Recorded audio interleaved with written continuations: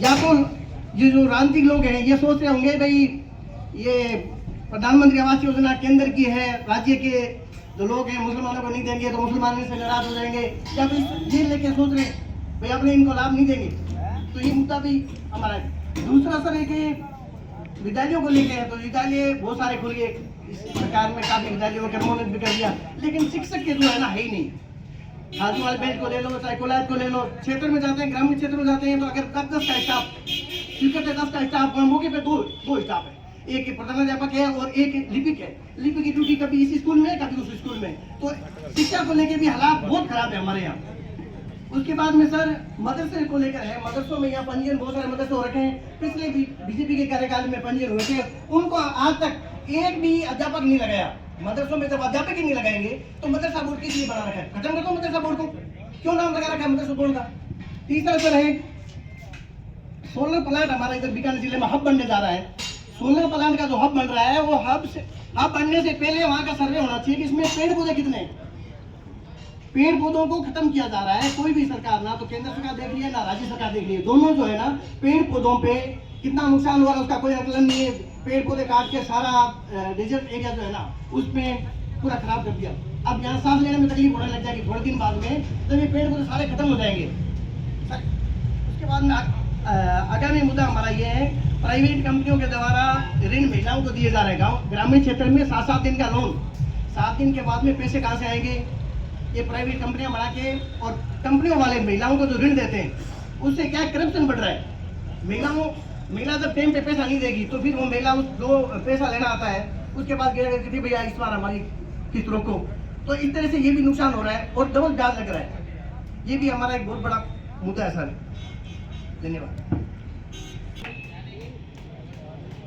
मेरा अनुरोध है आपसे कि किसी प्रत्याशी का हम लोग नाम न लें, केवल मुद्दों की बात करें, किसी समाज का स्पेशल नाम न लें, कोई जाति संप्रदाय का नाम न लें, अपने मुद्दों की समस्याओं की चर्चा करें, इसके लिए ये मंच। जी बता। जो सरकार है इसमें सारे काम होती है, कुओं की बिजलियाँ माफ, घरों की एक 100 यूनिट माफ। ये जो सरकार है कांग्रेस सरकार ने बहुत काम किए हैं। ये कोई विरोधी लोग कहते हैं तो इनसे नहीं हो गई है। कांग्रेस सरकार ने यहाँ काम बहुत किए, ढाणी ढाणी में गाँव गाँव। संतुष्ट है सरकार की। मेरा नाम पिछले 10 साल में जो कार्य हुआ है भाजपा सरकार के, तो पिछले मतलब ना ही तो अपने शिक्षा थी, ना ही कॉलेज थी, ना ही स्कूल थी, कुछ नहीं था यहाँ पे। अभी जो अपने 2018 के बाद जो सरकार आई थी कांग्रेस, उनमें अपने बहुत कुछ कार्य हुआ है, जैसे बिजली फ्री और घर की बिजली फ्री, कॉलेज हो गए, स्कूल हो गए, हॉस्पिटल हो गए, वहाँ पे बहुत बड़ी सुविधाएं हुई है अपने यहाँ पे। जैसे अभी बात हो रही थी कि अपने यहाँ पे डॉक्टर नहीं है, डॉक्टर भी है, सारा कुछ है यहाँ पे, तो अपने जांचें भी हो रही हैं, सारे कुछ हो रहे हैं, और अभी कॉलेज बनी है, तो धीरे धीरे कार्य हो गया। पिछले 10 साल में जो कार्य हुआ था वो उसमें तो कुछ नहीं था। धन्यवाद। नमस्कार। पत्रिका को मैं पहले तो धन्यवाद अदा करूंगा कि आप आए और इस क्षेत्र की समस्या के बारे में हमें जानकारी दी। श्रीमान जी, मैं आपको बताना चाहता हूं कि हमारे छत्तीसगढ़ की सबसे जो गंभीर समस्या थी, सबसे गंभीर समस्या थी, वो थी भूटान एक बोर्ड की। यहाँ का किसान जो भी था, वो आपकी जमीन थी उसके पास, भूटान के द्वारा निःशुल्क दी गई थी, मगर वो उसको बेच नहीं सकता था। खुद की जमीन होते हुए भी बेच नहीं सकता था, उसको खातेदारी का अधिकार नहीं था। इस छत्तीसगढ़ की समस्या को सबसे पहले मानक चंद जी सुराणा के टाइम में भारतीय को खातेदारी का हक दिया, तो भारतीय जनता पार्टी ने इस क्षेत्र की समस्या जो सबसे बड़ी समस्या थी उसको सही किया। अब यहाँ पे एक समस्या सबसे बड़ी है, वो है इस क्षेत्र में पट्टों की समस्या। यहाँ पे लोगों ने करोड़ों रुपए लगा रखे, लाखों रुपए लगा रखे, आज तक भी इस आबादी को किसी ने भी पट्टा जारी नहीं किया। तो ये सबसे बड़ा दुख है। करोड़ों रुपए होते हुए भी बैंक किसी को 10 रुपए भी ऋण देने के लिए राजी नहीं है, क्योंकि वो कहते हैं तुम्हारा स्वामित्व बताओ, तुम्हारे कागज बताओ, तो कागज नाम पे किसी के पास कुछ नहीं है। इस क्षेत्र में सबसे बड़ी समस्या है शिक्षा की। संसार देशर में तालाबंदी हुई, खाजूवाला में तालाबंदी हुई, बहुत सारी सैकड़ों स्कूलों में तालाबंदी हुई। यहाँ पे शिक्षक नाम की कोई शिक्षक है। इस क्षेत्र में सबसे बड़ी जो भी कार्य किए इससे पहले वो आप यूं मान लो, जैसे अभी जो वर्तमान मुद्दा है जो बहन जी ने बताया कि भारतीय जनता पार्टी ने नारी को जो भी आरक्षण दिया है राजनीति में, आज से पहले सैकड़ों पार्टियां आई, पर नारी को आरक्षण देने का राजनीति में काम किया है तो वो एक ही पार्टी ने किया है, भारतीय जनता पार्टी ने। अभी पिछले 5 सालों की बात करें तो प्रधान भी कांग्रेस का था, मंत्री भी कांग्रेस के थे, और समस्या मैं बताता हूं तो मैं बता रहा हूं, थोड़ी मेरी बात सुनिए, क्योंकि उन्होंने पहले वादा किया था कि यहाँ के जो आबादी भूमि है उनके पट्टे जारी करेंगे, परंतु खाजोड़ा विधानसभा पूरी के अंदर कहीं भी पट्टे जारी नहीं हुए और कई भूमाफियाओं ने कब्जे किए, गुंडागर्दी से खाली राजी-राज रकबे पड़े थे उन पे कब्जे हुए, और जो समाजों की जमीन थी जैसे जाट समाज, मेघवाल समाज, सांसी समाज, उन पर भी भूमाफियाओं ने कब्जे करने की कोशिश की, परंतु आम जनता और नागरिकों ने उनका डटकर विरोध किया। 5 साल खाजोड़ा के अंदर बेरोजगारी और भ्रष्टाचार, आतंक, लूट और गुंडागर्दी की मातम रहा।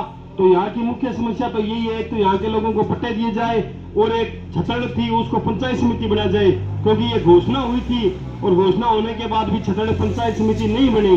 ये बहुत बड़ा मुद्दा, और डीजे कोर्ट छतड़ के अंदर बनना चाहिए था, वो यहाँ पर नहीं बना।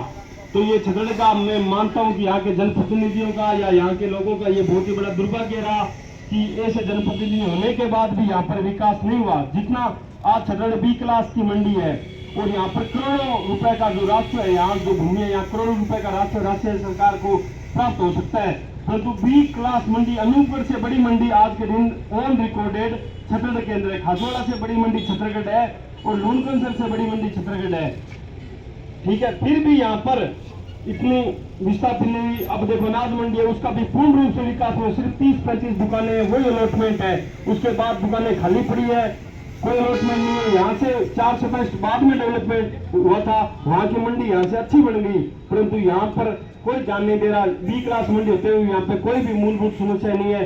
पानी की जगह जगह लाइनें टूटी पड़ी है। खटीकों के मोहल्ले में देखिए, आपको आप वहां से गुजर नहीं सकते। आप खटीकों के मोहल्ले में जाओगे या सांसियों के मोहल्ले में जाओगे तो आपको इतनी दुर्गंध आएगी, इतनी मतलब बीमारियां चल रही है, फिर भी लोग वहां से आप रास्ते जाके मौके पे देखिए, वहां से गुजर नहीं सकते। तो इस प्रकार से ये छतरगढ़ है जो उपखंड है, ये मूलभूत सुविधाओं से वंचित है। मैं बंजर पाठ आज नागौर, जोधपुर, पाली, बाड़मेर आंगा जिला में जावा देने बड़े माने भिंडजरा के यार सरकार माने आरसीएस दीदियों के 5% में साके ले गुजरा साके तो एक बीकानेर जिलू है जो माने बाट के दिन आरसीएस माने किन जोड़िया जो इंगी मारी सुविधा कोई सरकार बने वा मारी हल करे। बाटों ने बीकानेर जिला में बाट है आने बंजरा की पदवी हासिल करेगा। चलिए, अपनी भाषा में, लोक भाषा में, राजस्थानी भाषा में इन्होंने अपनी समस्या रखी है और लोगों से जानते हैं हम। राजस्थान पत्रिका की तरफ से जो जनादेश यात्रा आपके आज छतरगढ़ में आई है, खाजूवाला विधानसभा क्षेत्र में, क्या कहना चाहेंगे पत्रिका के अभियान को लेकर? सबसे पहले तो मैं राजस्थान पत्रिका की जागो जनमत यात्रा जो आज हमारे छतरगढ़ में पधारी है उनका स्वागत और अभिनंदन करता हूं। उसके बाद एक धन्यवाद पत्रिका को देता हूं कि जो वोट के देने का जो अधिकार है उसके लिए आप जागृति कर रहे हो। हमने पहला मीडिया देखा ऐसा जो घर घर जाकर, गांव गांव जाकर ऐसा अभियान चला रहे हैं। उसके बाद आपने सवाल पूछा खाजोड़ा विधानसभा के मुद्दे। देखिए, देश की आजादी के 75 साल बाद भी खाजोड़ा पीने के पानी के लिए संघर्ष कर रहा है, सिंचाई के पानी के लिए संघर्ष कर रहा है, और छोटे छोटे जो इश्यूज है जैसे शिक्षा है, चिकित्सा है, बड़े बड़े अपने अपने नेताओं के जो गिना तो रहे हैं, लेकिन बात यह है कि पिछली बीजेपी गवर्नमेंट में सेक्शन हुआ था, ये हमारा जो हॉस्पिटल है वो पूरी बीजेपी गवर्नमेंट अपनी जमीन चिन्हित नहीं कर पाई, इधर से उधर घूमती रह गई। उसके बाद में आया छोटा हॉस्पिटल बन गया। आज अगर अपन लोगों को एक चाय का ठेला जो लगाते हैं अपने हॉस्पिटल में, उसके लिए अगर कोई जगह की जरूरत पड़े तो हॉस्पिटल में है नहीं, तो मतलब दूरदर्शी का अभाव रहा।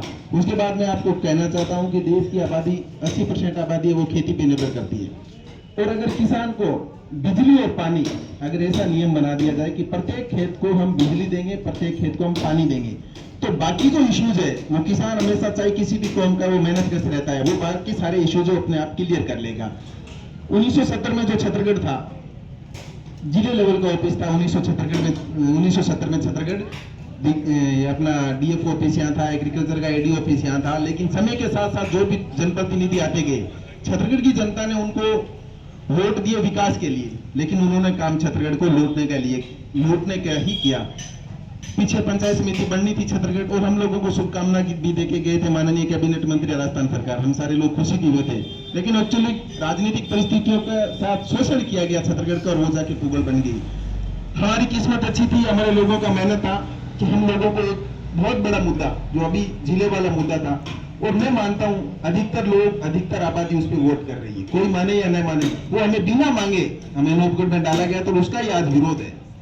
तो यही मुद्दे हैं। बाकी शिक्षा चिकित्सा की बात, दोनों जो राजनीतिक पार्टियां हैं, और मैं तो कहूंगा जितने भी राजनीतिक लोग हैं, राजनीतिक पार्टियां, उन्होंने राजस्थान को राजस्थान के साथ साथ खाजोड़ा और छत्तीसगढ़ को रसातल में ही भेजने का काम किया, बारी बारी से लूटने का काम किया, क्षेत्र के लोगों का एक भी काम नहीं किया। ये पट्टा प्रकरण जो छत्तीसगढ़ का आता है वो चुनाव के टाइम ही आता है, जैसे चुनाव आता है तो भारत पाकिस्तान की तरफ से 2-4 घोड़े चलते हैं कि आतंकवादी हमला हो गया, सेम वही आतंकवादी हमला है। सरकारें आज से पहले आई है, ये पट्टा प्रकरण है वो जब देश आजाद हुआ था तब से चल रहा है, लेकिन सरकार में आने के बाद एकदम गौण हो जाते, कोई बात ही नहीं करते, कहते यहाँ तो मंडी समिति का पेच है। मंडी समिति किसके अधीन है?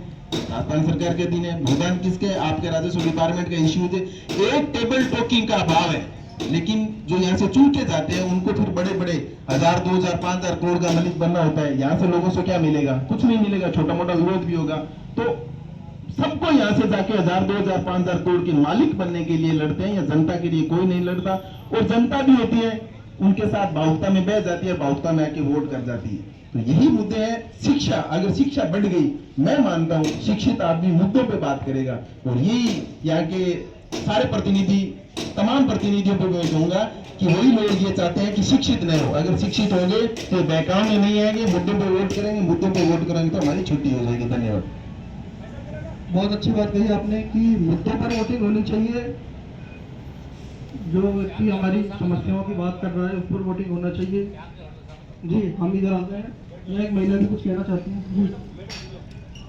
कि बेरोजगारी वाला, तो बेरोजगार सरकार कहती कि सरकार राजस्थान में कोई भी बेरोजगार नहीं रहेगा, तो उन्होंने बेरोजगारी में क्या नौकरियां दी, क्या दिया लोगों को? कुछ नहीं दिया। खाली एक राशन का किट देकर के उनको खुश कर देती है, ये किट खाओ। तो किट से कितने दिन काम चलेगा? एक महीने, 2 महीने, 4 महीने, 2 महीने किट देकर के खुश कर दिया, और वो वोट लेके वापस अपना आकर के वापस खुश थोड़ी देगी, वो नहीं देगी। क्या नाम है आपका?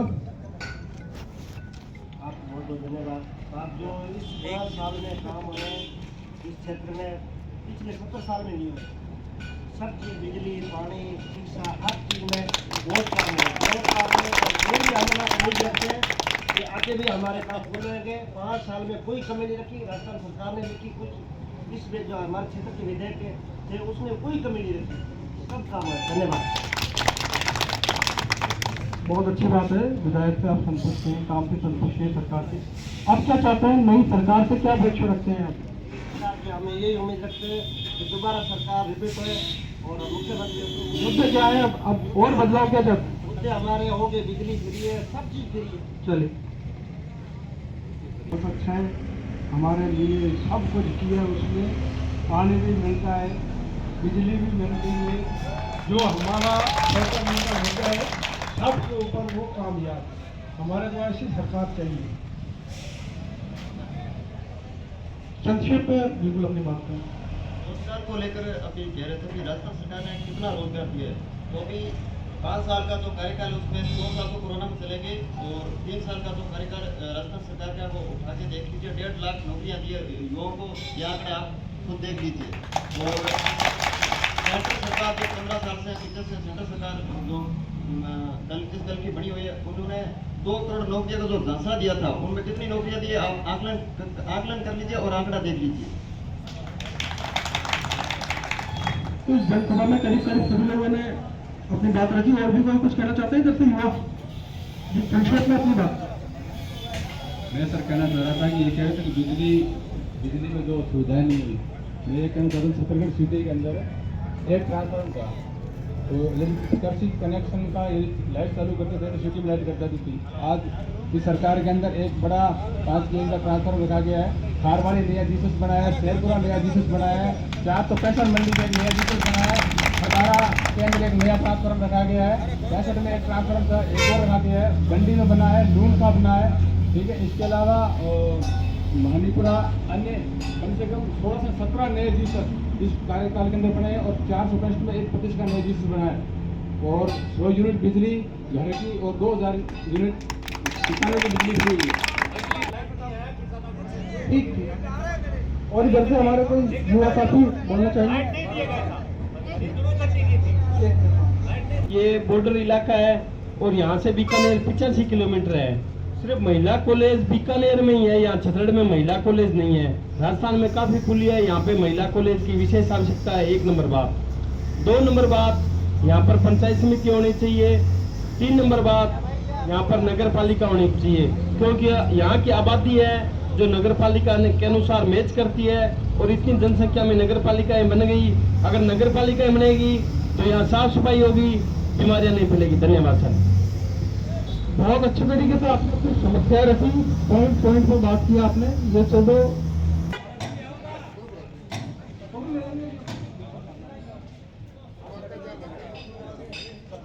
मैं कहूँगा मैं, तो आप मैं के साथ अपना नाम लेंगे, फिर अपन शपथ लेंगे। मैं पत्रिका के जागो जनमत अभियान से प्रेरित होकर शपथ लेता हूँ कि मैं अवश्य मतदान करूंगा। इसके साथ ही अपने परिवार, रिश्तेदार, जानकार तमाम लोगों को मतदान करने के लिए प्रेरित करूंगा।